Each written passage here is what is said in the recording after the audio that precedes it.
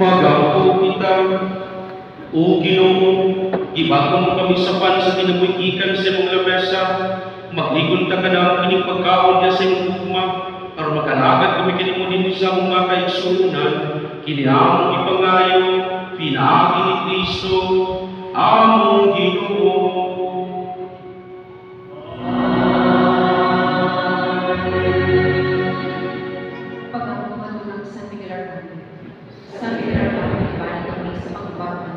Pananigtig kami bago sa kanulang makakula sa yawa.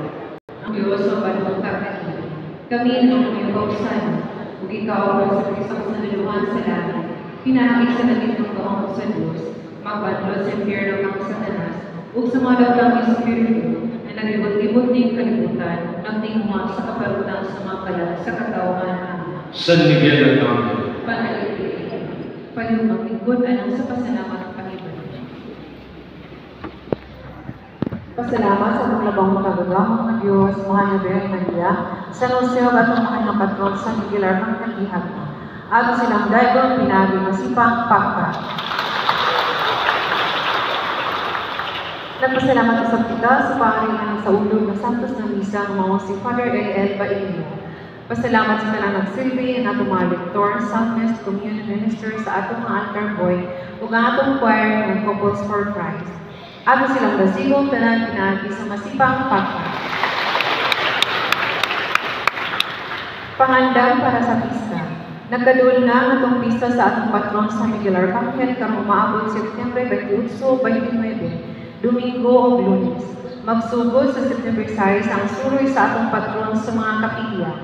Ug ang novena magsugod sa Setyembre 20 adlaw Sabado tungod ni magsugod lang kita og dawat mga donasyon alang sa mga kasaulugan. Meeting sa PPC, TFC, TFT o GTK. Karong alas 2 sa Paris, adunay meeting ng Pastoral Finance Council, Paris BC Formation Team of GTK Coordinators. Alang sa atong PPC Hall, panugat din kay mag-isip kita na naman sa maabot ng pesta ni San Miguel at atong patron. Karong maabot siya ng so atong pagkasaulugon ang atlang natawan sa mga nagre-renovate. Mao ang siguro sa kalibutan. Buntag, alas 3 Holy Rosary. Alas 4 Manilita and Flower Offering. Alas 5 Holy Mass. Pagkahapon, alas 5 Holy Mass, musunudayan ng pagka-alas 6 procession. Gihanggang ka ng parokyal malibuto sa mga nagre-renovate na makikuban sa atong kasaulugan. Gihanggang usapon ka ng kapagdalaw mga bulag o naghahalay sa atong malinahan. Daghang salamat. Weekly Financial Report from August 23, 2025. Sa Operational Fund, total cash donation ni Kabato, 186,290 pesos. Ang total expenses ni Kabato, 152,837 pesos para sa allowance sa mga nasa kumpento o ubang gastos sama sa pagkaan, tubig o ubang kalamitan sa simbahan. Adunay nabiling pondo nga 760,620 pesos. Sa atong project fund, adunay donasyon nga 23,300 gikan sa musunod. Terry Aniel 300, BDR 500, FBM 500, Brenda 500, Goria Family 500, Ears of Isilvan Fermina Ranolio 1,000, Anonymous 20,000. Walay gasto ang balance mo covered to 41,880 pesos. Sa cemetery fund, dunay donasyon ng 500 gikan ni Anisita Quarteros, adunay gasto nga 3,000 sweldo sa timbantay. Adunay nabiling na pundo ang 211,560 pesos. Sa fiesta donations and other funds, adunay donasyon ng 500 gikan ni Brenda. Walay gasto, adunay nabiling pundo nga 70,090 pesos.